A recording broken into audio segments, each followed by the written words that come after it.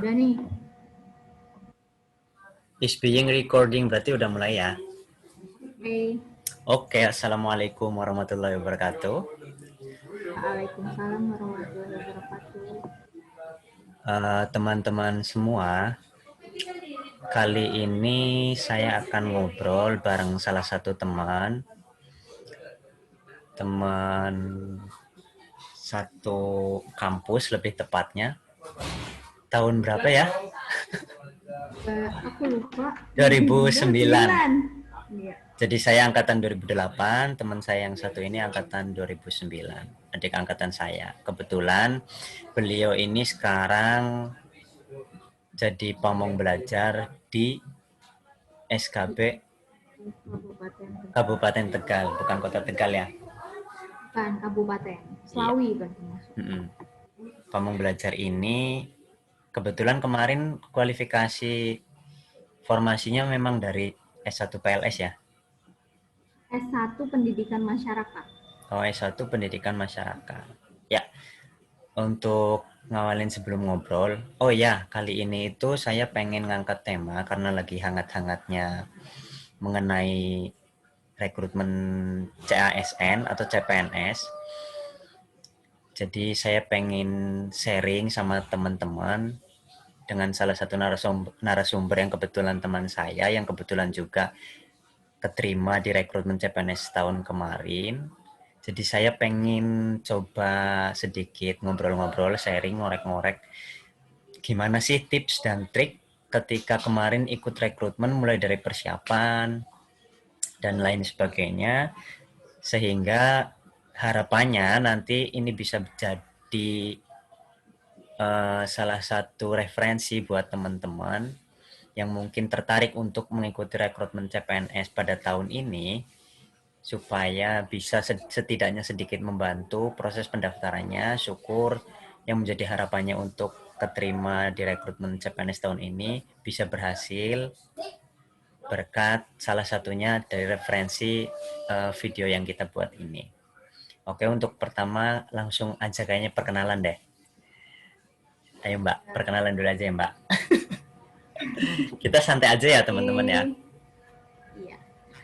Kenalin, aku Pandu dari SKB Kabupaten Tegal. Lulus CPNS untuk formasi pamong belajar ini tahun 2019. 2019. Itu perkenalannya, Mas. Oh Iya. gitu ya, oke. Berarti jurusannya itu jurusan pendidikan luar sekolah ya Mbak ya? Kemarin untuk S1 kualifikasi pendidikan untuk di Kabupaten Tegal sendiri itu udah pakai nomenklatur yang baru. Itu pendidikan masyarakat. Kemarin sempat deg-degan juga karena kalau dari saya kan juga satu alumni ya sama Mas Widi. Ya. Ini alumninya masih nomenklatur yang lama, yaitu pendidikan luar sekolah. Jadi memang harus cermat sekali sih untuk nama-nama ini, karena bisa jadi nama itu nama satu jurusan, kita mikirnya itu bisa, tapi ternyata nggak bisa. Nanti itu kan pas di akhir itu bakal sangat mempengaruhi lah itu. Makanya harus cermat juga. Seperti aku, pendidikan masyarakat itu saya tanyakan langsung ke BKD-nya apakah bisa atau enggak. Padahal pada intinya sama ya, pendidikan masyarakat, pendidikan non formal, pendidikan luar sekolah, itu tuh kayak cuman beda nama aja gitu. Satu cuma karena memang ada kebijakan penggantian nomenklatur nama jurusan ya. Jadi sekarang lebih familiar dengan istilah pendidikan masyarakat begitu ya? Iya.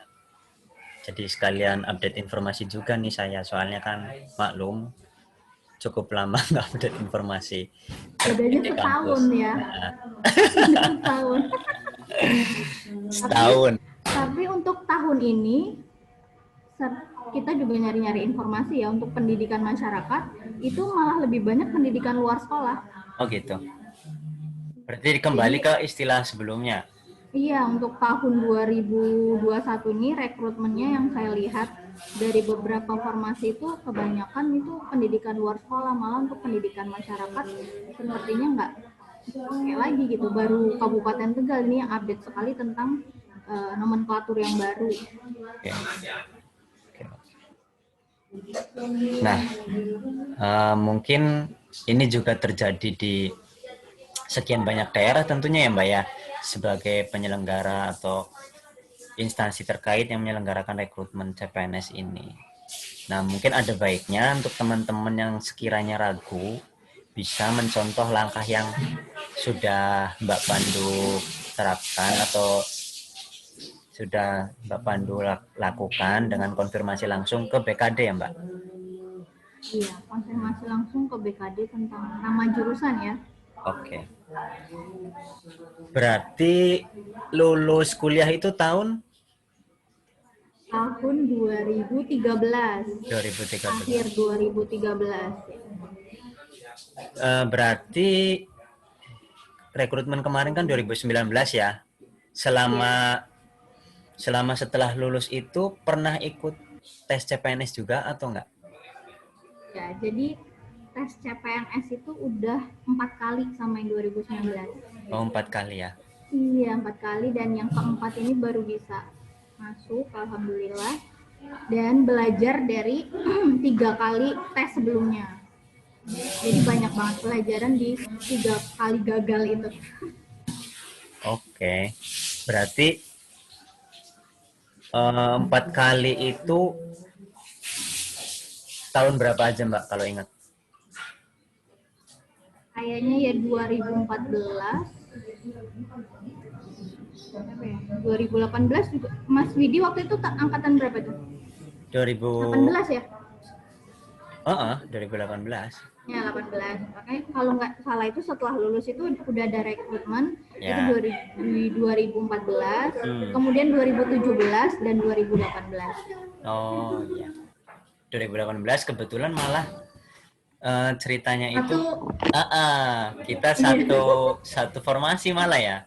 Ya benar. Instansi Saingan tapi cuma tujuan. satu ya yang Kebetulan pas selesai keluar dari ruangan sempat ketemu juga sama teman-teman dari UNJ juga yang lain. Oke, mungkin bisa di-sharing Mbak Pandu dari pengalaman 4 kali itu apa saja strategi-strategi yang sudah Mbak Pandu tempuh, terus apa yang ketika pendaftaran pertama belum lolos, kemudian apa yang perlu dievaluasi, kemudian tips dan triknya seperti apa sehingga kemarin bisa sampai lolos rekrutmen CPNS Mbak. Oke, silahkan. Jadi dari 4 kali tes teman-teman, jadi punya 3 kali pengalaman gagal dan pengalamannya itu dengan kondisi yang berbeda-beda ya. Di tahun 2014 setelah lulus kuliah kayak gitu, itu emang benar-benar ya udah ngikutin aja, nggak ada persiapan sama sekali untuk kan banyak gitu ya, seharusnya kita belajar tentang soal-soal SKD, kemudian juga persiapan kita mau tesnya sendiri ya gitu. Tapi kalau untuk pendaftaran alhamdulillah yang penting itu cermat. Kebanyakan teman-teman yang gagal di administrasi itu karena mereka kurang cermat membaca syarat-syaratnya. Ada yang ternyata apa namanya agak ribet nih. Iya, tadi sedikit loss suaranya. Diulangin. Gitu ya. Jadi dari 3 kali tes CPNS dengan kondisi yang berbeda, itu yang pertama memang karena baru lulus, jadi lebih cenderungnya ya udahlah ngikutin aja gitu loh. Terus yang kedua 2017 memang dalam keadaan menyusui, jadi agak ribet, ya agak ribet kayak gitu. Dan di 2018 karena sudah merasa nyaman dengan pekerjaan waktu itu ya sebelumnya, jadinya ya udahlah nggak ada niat kayak gitu loh Mas. Effortnya ya, itu terlalu berniat iya. Jadi di hatinya sendiri tuh kayak ngikutin aja gitu sama kayak pertama. Cuman yang pertama itu emang benar-benar kayak belum kita ngikutin aja, tapi yang di 2018 itu emang benar-benar kayak ya udahlah ngikutin aja maunya orang tua kayak gitu. Kita kan yang namanya PNS itu emang bener-bener kayak satu apa ya, pekerjaan yang didamba-damba ya. Ya. Nah itu jadinya nggak terlalu effort lah untuk yang 2018. Dan itu ngelihat juga ya Mas, waktu itu posisi 300 orang Ya. yang daftar dengan formasi satu aja. Ini luar biasa nih Mas Widi bisa menghabiskan 300 orang dengan lumayan ya Mas. Itu cuman Mas sendiri apa ya waktu itu yang lolos SKD, karena di Ya. 2018 itu cukup besar untuk nilai apa ya Mas namanya tuh, Passing grade. ya passing grade-nya itu cukup besar, dan di 2019 itu agak diturunkan lagi dan alhamdulillah saya bisa. Nah dari 3 ini saya belajar teman-teman. Yang pertama memang harus ada niat ya. Niat itu penting banget, karena dari pengalaman aku kalau kita udah niat itu mau misalnya belajar kayak gitu. Jadi waktu itu emang saya udah niatin untuk yaudah ini emang mau ikut CPNS dan harus belajar kayak gitu, belajar SKD-nya bisa lewat buku, bisa lewat internet juga banyak sekali, dari YouTube pengalaman-pengalaman yang CPNS yang sudah lulus itu emang insya Allah kita terapkan dan bisa gitu. Nah itu terus yang kedua juga selainnya itu di persiapan ya, persiapan belajarnya itu emang harus kita ngasih waktu, terutama teman-teman yang udah bekerja itu tuh emang sulit untuk bisa membagi waktu untuk kita belajar. Kalau saya sendiri kan bekerjanya cukup cukup waktunya cukup sangat mengambil waktu sekali untuk kerjaan saya, tapi emang harus dibagi waktunya untuk belajar. Terus jangan lupa juga untuk berdoa ya, klise ya emang berdoa itu, tapi Ya. emang itu manjur sekali apalagi doanya orang tua gitu. Terus persiapan, kemudian pelaksanaan. Pas pelaksanaan tes itu saya belajar dari sebelumnya. Jadi yang pengalaman pertama untuk pelaksanaan ujian itu di Surabaya. Di Surabaya itu mau ujian kan kita pasti nginep lah ya, dan waktu itu bareng sama teman-teman. Nah waktu itu saya nginepnya di kos teman gitu. Dan itu tuh tidak benar-benar tidak memberikan waktu istirahat ke kita. Kalau kita ketemu teman itu apa sih, pasti ngobrol, dan itu sampai malam ya, dan akhirnya itu tidak memberikan kondisi prima di tubuh kita untuk melaksanakan ujian. Terus yang kedua dan ketiga yang kedua itu emang karena kondisi menyusui, itu juga saya di Jakarta dan nginep di salah satu rumah keluarganya teman, dan itu juga memberikan apa ya, kondisi yang tidak fit lah untuk ikut tes. Terus yang ketiga yang sama Mas Widi, ini benar-benar luar biasa pengalamannya, karena kita karena nggak niat tadi ya, mungkin jadinya ya udah ngikutin aja. Kita itu berangkat sore dengan kereta api, nyampe di Bandung itu sekitar jam 2, jam 3 pagi. Wow, dini hari ya? Iya bener-bener. Gak istirahat dong. Enggak, beneran nggak istirahat. Jadi kita terus nunggu aja tuh di masjid buat sholat juga kayak gitu. Nah, akhirnya udah blank, waktu mau ujian itu blank sekali. Nah, dari 3 pengalaman ini berarti di pelaksanaan memang harus dipersiapkan. Akan lebih baik memang menyewalah ya. Memang yang namanya kita CPNS harus modal dulu, intinya kayak gitu. Harus menyiapkan kondisi supaya kondisi kita juga prima, waktu jalanin tes juga fresh kayak gitu. Itu pas pelaksanaan. Berarti untuk pas rekrutmen yang kemarin itu jauh sebelum hari H udah cari tempat penginapan terdekat di itu ya. Benar. Jadi emang sudah dipersiapkan, terus sarapan juga, untuk pakaiannya juga harus lebih cermat, apalagi kondisi pandemi ya. Jadi memang harus dipersiapkan seperti masker. Kalau zaman saya dulu sih nggak berisik ya Mas. Aman sih, suara aman. untuk kondisi pandemi apalagi ini emang harus teman-teman persiapkan untuk makanannya, untuk kondisi tubuhnya, terus juga istirahatnya yang cukup. Sepertinya untuk pelaksanaan yang tahun ini juga akan tidak jauh berbeda ya, Mbak Pandu, dengan Tahun kondisi saya. kondisi tahun kemarin. Jadi ada baiknya untuk teman-teman yang memang sudah meniatkan untuk mengikuti rekrutmen tahun ini, masukan-masukan dari Mbak Pandu ini bisa diterapkan loh. Jadi setidaknya kalau untuk lokasi penginapan dan sebagainya mungkin untuk teknis di tahun ini belum begitu jelas Ya. juga ya Mbak. Nah, banyak yang bilang juga nanti sesuaikan sama lingkungan terdekat Domisili. instansi. Oh. Ada yang instansi, ada yang menurutnya domisili. Jadi kita tunggu aja perkembangan selanjutnya untuk tahun ini. Cuman kalau saya sendiri untuk SKD waktu itu karena sebelum pandemi, jadi memang Masih tidak normal. terlalu ya masih normal. Tapi pas sudah SKB lah itu baru masuk ke pandemi, kita menunggu itu kurang lebih 6 bulan ya baru bisa diadakan SKB.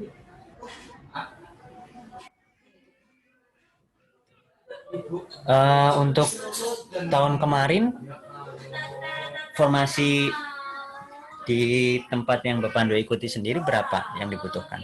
Ada 4 orang. 4 orang. Berarti yang Jadi ini juga, lolos SKB berapa juga, orang? Waktu itu yang lolos SKB itu berarti 4 kali 3 12. 12 Nah orang ini ya. juga ya. Ya, nah ini juga nih yang perlu teman-teman ketahui tentang di mana ya? Mungkin di awal ya. Di awalnya itu tentang formasi. Bisa diulangi? Suaranya agak los. Dalam memilih formasi. Oke. Nah, kalau bisa teman-teman emang mempelajari dulu ya. Pertama, apakah peluangnya cukup besar. Kalau saya sendiri tipsnya pertama kalau bisa kita melihat dulu jurusan pasti ya. Kalau misalnya ada jurusan misalnya satu formasi untuk kamu belajar, ternyata di kualifikasi pendidikannya itu bisa bermacam-macam tuh. Ya. Pendidikan luar sekolah, ada pendidikan PAUD misalnya kayak gitu. Ya. Kan kebanyakan kualifikasi pendidikan. Sementara untuk formasi cuma satu. Oke. Nah itu kan banyak yang seperti itu ya Mas. Otomatis karena beberapa daerah juga di tahun ini juga. Jadi semakin banyak Semakin banyak kualifikasi, semakin besar tingkat persaingan gitu maksudnya ya Mbak? Iya benar. Jadi harus mempelajari juga tentang formasi. Terus yang kedua tentang jumlah kuotanya ya. Misalnya kalau saya sendiri itu kurang bisa yakin kalau misalnya formasinya cuma satu. Jadi ngambilnya yang emang kalau bisa lebih dari satu. Kebetulan kalau pas di tahun yang bareng sama saya itu 2018 kan masih bisa memantau jumlah total pendaftar ya Mbak di kualifikasi yang kita di formasi yang kita ikuti kan. Kalau pas tahun Mbak Pandu sendiri masih bisa dipantau nggak itu? Dengar-dengar katanya udah nggak bisa dilihat. Itu setelah. Setelahnya. Jadi setelah itu baru tahu oh ternyata yang daftar sekian orang kayak gitu. Berarti lebih seperti ada challenge ya kalau pas di tahun yang barengnya kita itu 2018 kan ketika kita klik formasi ini kita bisa tahu kan progresnya berapa yang daftar. Berarti mulai tahun kemarin nih dengar-dengar memang nggak bisa dipantau ya. Kayaknya tahun ini juga sama nggak bisa ya. Iya. Jadi lumayan ini juga ya. Lumayan surprise. Tapi ini juga salah satu tipsnya ya buat teman-teman antara kementerian pusat, provinsi sama daerah kabupaten kota gitu. Kalau saya sendiri lebih prepare ke daerah kabupaten atau kota seperti itu karena lebih untuk SKB-nya memang bisa lebih dipersiapkan. Kalau kementerian itu biasanya ada tambahan ujian, tambahan tes kayak gitu. Oh iya. Waktu itu, misalnya di kementerian sendiri itu biasanya ada tambahan untuk wawancara, atau mungkin di bagian dosen itu ada micro teaching. Kalau emang eh, buat teman-teman yang tahu ya kemampuan kita, kan juga harus mengenal diri sendiri ya, kira-kira bisa apa enggak kayak gitu. Terus kemudian juga antara kementerian provinsi sama kabupaten kota memang lebih lebih gampang dipantau itu provinsi sama kabupaten kota kayak gitu. Jadi kita itu dapat feedback dari BKD-nya gitu kan. Kalau kementerian memang kita harus sabar untuk menunggu karena memang satu Indonesia kan ya, Ya. yang apa namanya, yang tes. Dan saya punya pengalaman lucu nih buat dari temen. Jadi waktu itu Gimana tuh? ikut tes SKD, dia Ya. udah pede banget. Heeh. Pede dia kalau dia peringkat 2. Padahal peringkat 2-nya itu di bagian dia aja gitu loh, di waktu itu di Sesinya Jogja. dia, di sesinya dia Iya, maksudnya. sesinya dia Iya. aja. Padahal kalau kementerian itu kan harus di kalkulasi sama seluruh Indonesia. Nah, itu jadinya surprise kan kalau kalau kementerian tuh beda sama kabupaten kota. Kita itu bisa langsung ngecek. Jadi waktu itu untuk kabupaten saya sendiri itu termasuk cepat ya. Sorenya tuh udah tahu nilai-nilainya. Jadi kita sudah bisa nge-rank sendiri kita ada di posisi berapa. Jadi Nilainya untuk langsung diposting ya di iya website langsung PKD. diposting langsung. Iya benar. Jadi kita udah bisa nge-range dan kita bisa lebih persiapan jauh lebih cepat ya untuk nanti ikut SKB. Oke, menarik sekali ya. Kayaknya kalau sekup provinsi aja itu udah terbagi berapa sesi gitu. Heeh. Cukup banyak ya untuk apa namanya, persaingannya juga lebih banyak, ininya lebih tough-nya emang provinsi atau kementerian. Heeh. Tapi kalau kita yang tahu kemampuan jangan terlalu ambil resiko lah. Iya, intinya Tapi maksudnya lebih ke bagian dari strategi kita ya supaya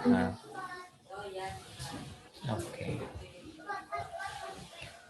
Eh, persiapan, tips trik udah.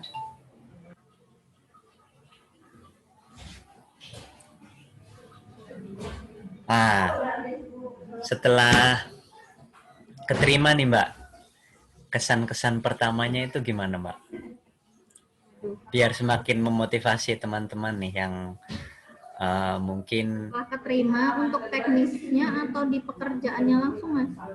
semuanya deh ceritain.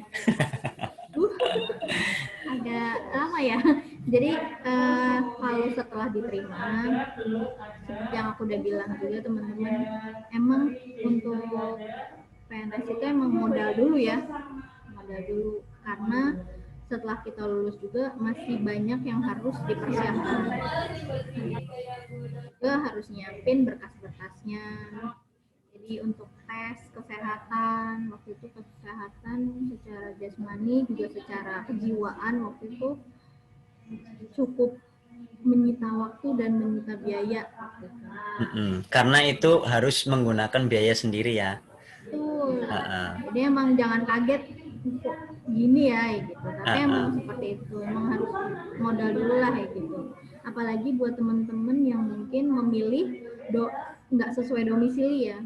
Misalnya nih saya Luar waktu kota. itu di luar kabupaten kota kelahiran lah, intinya seperti itu. Memang persiapannya akan jauh lebih banyak ketimbang mereka yang memang satu domisili kayak gitu.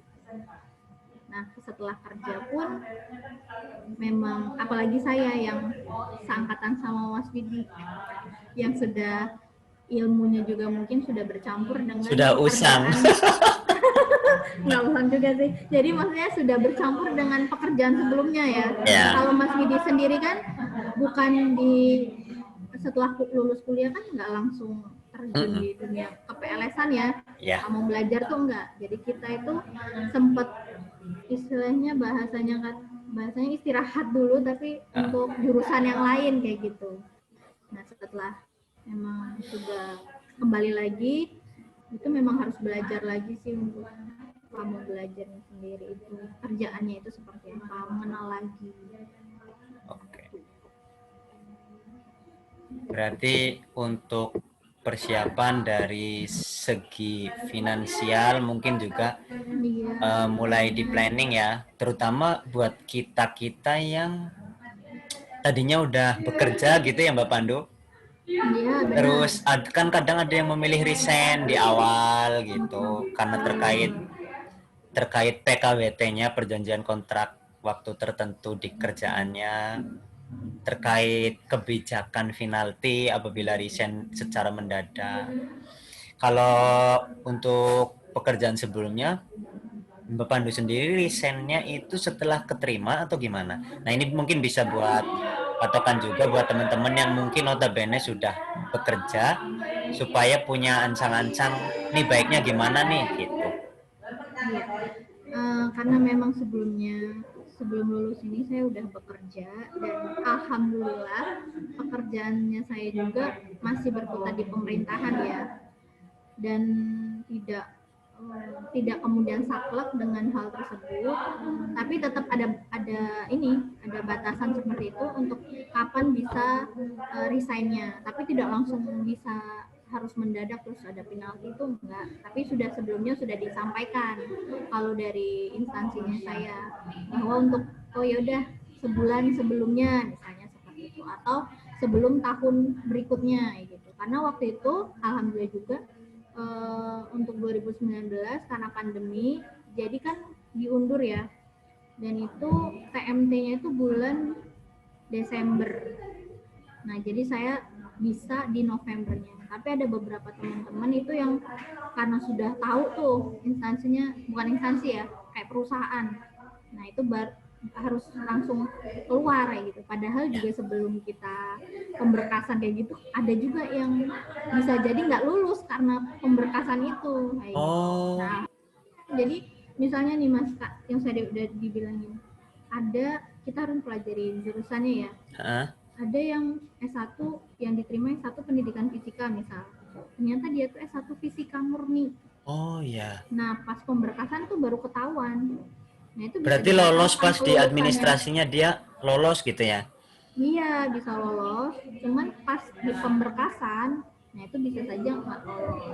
Nah kemarin sempat deg-degan karena saya kan pendidikan luar sekolah, ya, yang diminta kualifikasi pendidikan masyarakat. Nah itu sebenarnya agak deg-degan juga, dan tapi alhamdulillah sudah dibantu sama jurusan juga untuk ngeluarin kayak surat keterangan. Iya, itu bahwa pendidikan luar sekolah itu sama dengan pendidikan masyarakat. Jadi emang kalau yang udah bekerja memang harus dikomunikasikan juga ya sama perusahaan atau instansinya. Kalau bisa memang setelah pemberkasan ya gitu, setelah pemberkasan baru bisa resign. Ya. Jadi bagi yang memungkinkan lingkungan bekerja sebelumnya itu bisa dibincangkan secara manajemen kekeluargaan gitu ya istilahnya ya.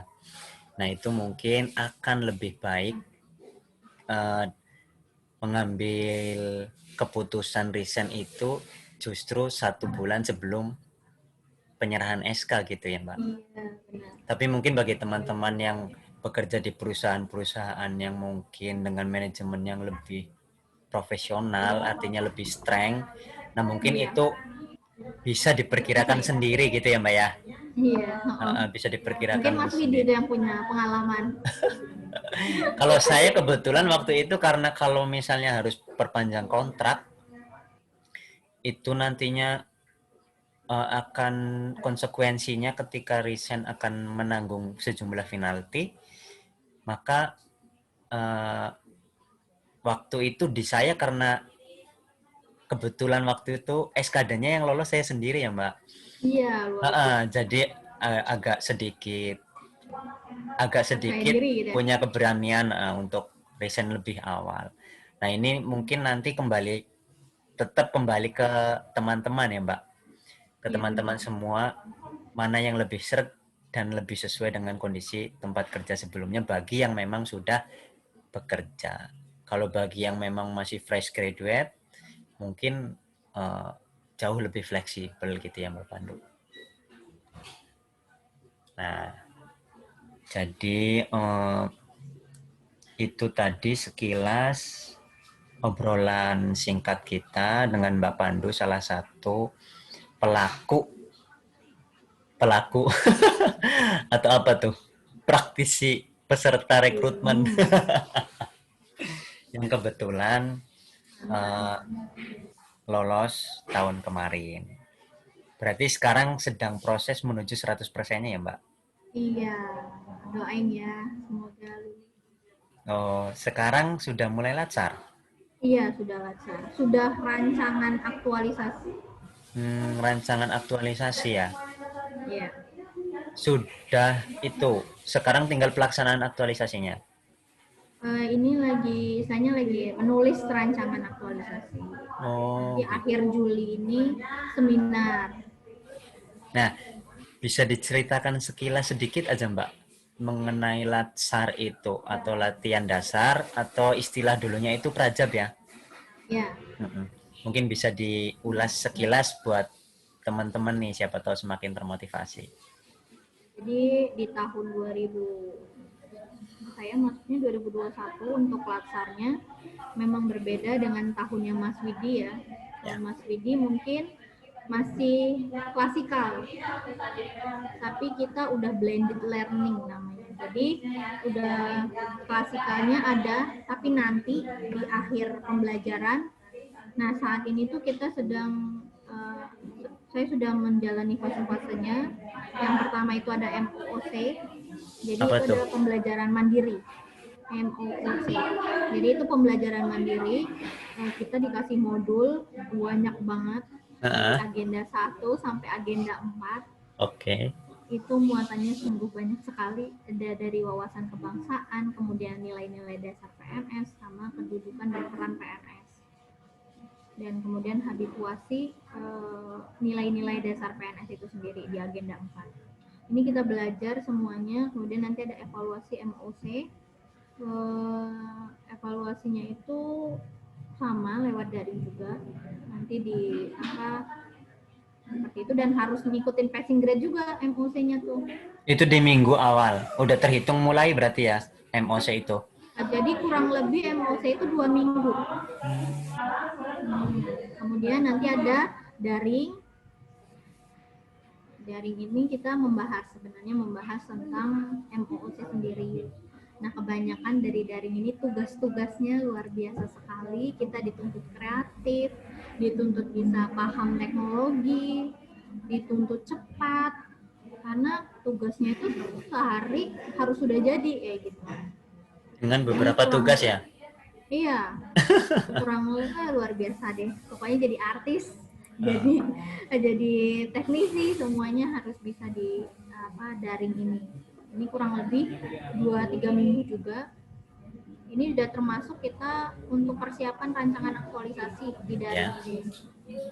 Kita dapat mentor, kemudian ada coachnya tuh dari Widya Iswara di badan pelatihan masing-masing. Jadi kalau saya sendiri itu di untuk yang melatih itu dari badan pelatihan kesehatan. Ada juga yang dari BPSDM kayak gitu. Emang tergantung dari kabupaten kota atau provinsi atau kementerian yang lain yang kerjasamanya Menyelenggarakan. sama badan pelatihan kesehatan. Terus kemudian nanti setelah dari daring itu namanya habituasi. Habituasi itu menerapkan nilai-nilai atau pembelajaran kita yang udah didapat dari MOC sama daring itu di dunia pekerjaan. Oke. Setelah itu baru ada lapor. Berarti kalau boleh dibilang itu hampir mirip dengan skripsi gitu ya, Mbak. Nah, Jadi untuk teman-teman yang nantinya akan mengikuti tes CPNS ini kemudian keterima, kami rasa tidak akan begitu kaget lah ya, karena sebelumnya pas di perkuliahan sudah pernah menemui situasi yang mirip, yaitu latsar dengan format pengujian mirip dengan bimbingan skripsi itu ya, Mbak ya. Ya, sedikit akan saya ulas mengenai obrolan kita tadi bersama Mbak Pandu mengenai tips dan trik yang sudah beliau terapkan. Mungkin bisa teman-teman catat, bisa teman-teman terapkan atau di kolaborasikan dengan trik-trik yang mungkin sudah teman-teman miliki sendiri. Yang pertama, tadi Mbak Pandu sebutkan bahwa harus diawali dengan niat yang jelas. Berdasarkan pengalaman yang sebelumnya, kalau di Mbak Pandu yang Mbak Pandu ceritakan di tes yang keempat kali baru bisa goal itu karena salah satunya adalah pas di tes sebelumnya itu belum begitu concern atau fokus meniatkan, oh iya nih saya memang benar-benar serius mau ikut, terlebih apabila mungkin bagi wanita yang sudah berumah tangga, sudah merangkap jadi ibu, sebagai istri, apalagi yang aktif bekerja, wow tentunya kan sangat sibuk. Nah ini butuh komitmen dan niat yang memang betul-betul di awal ya Mbak Pandu ya. Kemudian ada persiapan dan pelaksanaan, manajemen waktu belajar, manajemen berdoa, minta didoakan oleh orang tua juga, kemudian manajemen pas waktu pelaksanaannya, timing sebelum tes, persiapan memilih tempat penginapan yang dekat dengan tempat tes, ketelitian pemilihan jurusan, juga jangan sampai keliru meneliti syarat kualifikasi, perbedaan nomenklatur dan sebagainya bisa langsung dikonfirmasi ke instansi penyelenggara terkait. Kemudian kita juga yang terakhir harus sadar akan kemampuan. Kata Mbak Pandu seperti itu teman-teman. Harus bisa memetakan kira-kira nih kapasitas atau kemampuan saya nih bisa nggak bersaing di rekrutmen yang instansi kementerian atau provinsi atau kabupaten. Tentunya disesuaikan juga dengan ke ada atau tidaknya formasi jurusan kita. Nah, seperti itu mungkin teman-teman, semoga menginspirasi, semoga bisa menjadi bahan atau referensi tambahan untuk persiapan rekrutmen CPNS tahun 2019 ini. Sebelum kita tutup, ada closing statement 2021. Maaf. Sebelum kita tutup sesi obrolan ini, mungkin ada closing statement dari Mbak Pandu. Silahkan. Semangat untuk persiapan tes CPNS tahun 2021, pelajari, cermati setiap syarat-syaratnya, kemudian untuk inputnya juga harus lebih berhati-hati karena salah sedikit saja mungkin bisa mempengaruhi. Kemudian cermat juga dalam memilih formasi, jangan takut untuk memilih di luar kabupaten, di luar domisili, karena bisa jadi itu rezekinya di situ dengan berbagai dengan berbagai pertimbangan juga pastinya, apakah kita juga bisa mampu. Mungkin itu, tetap semangat dan sehat selalu, apalagi dalam kondisi pandemi. Jangan lupa untuk menerapkan 5M, baik itu sebelum maupun sesudah nanti. Oke. Ya. Oke teman-teman semua, demikian tadi sedikit obrolan ringan terkait dengan persiapan, tips dan trik bagaimana caranya lolos tes CPNS atau CASN. Apabila dari teman-teman ada yang punya pertanyaan atau ingin menanyakan lebih spesifik, bisa tulis-tulis di kolom komentar. Atau mungkin masih ingin kita ngebahas sesuatu yang lain, mungkin nanti bisa kita agendakan untuk ngobrol di lain waktu dengan Mbak Pandu. Sekali lagi saya terima kasih sekali Mbak Pandu untuk waktunya. Sudah mau berbagi sesuatu yang bermanfaat untuk teman-teman. Oke, sampai jumpa di lain kesempatan dan video selanjutnya. Assalamualaikum warahmatullahi wabarakatuh.